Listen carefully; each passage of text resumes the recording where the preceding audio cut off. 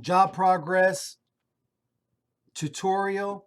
This is going to be a setup checklist production, customizing your production board.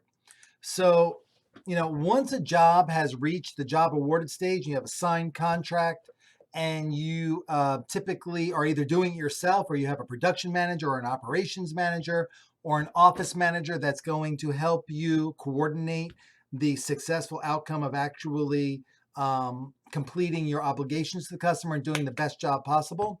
You're going to want to sometimes, in addition to utilizing our wonderful production calendar, you're going to also want to access a production board. And so what this does, it allows you to predefine a set of columns. And so here you can see I've generically said task 1, task 2, task 3. I have a lot of my companies that are doing either multifamily or insurance claim work. They have so many different columns with, like supplemental and scope and adjuster visit 1 and then certificate of completion. All of these things that are related to jobs, which would be in the rows here, are accessible to you to be entered into. You could mark as done for each one. You could simply go in and add some text. So this could be, make sure that we do this by the weekend, whatever the case may be. All of those notes allow you as an owner, as a production manager, as an operations manager, as a one-man band to be able to print this out and see exactly where you stand. Now, this is only one job, but most of my companies have 30 or 40 jobs going on at one time.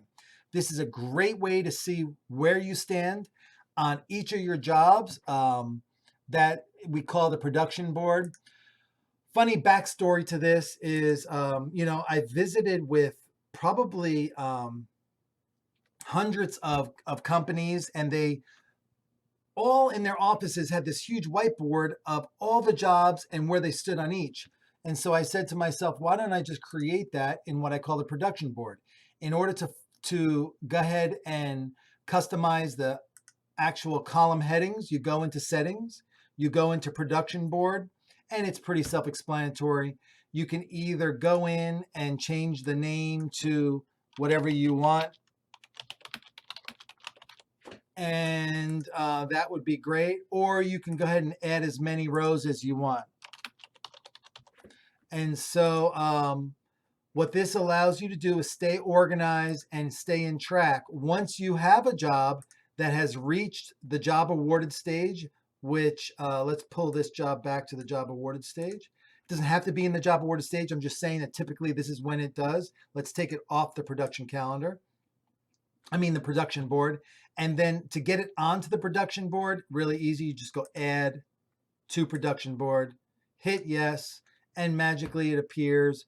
That is in the printouts, and of course now the job's on the production board, and as you can see, it's ready to be utilized.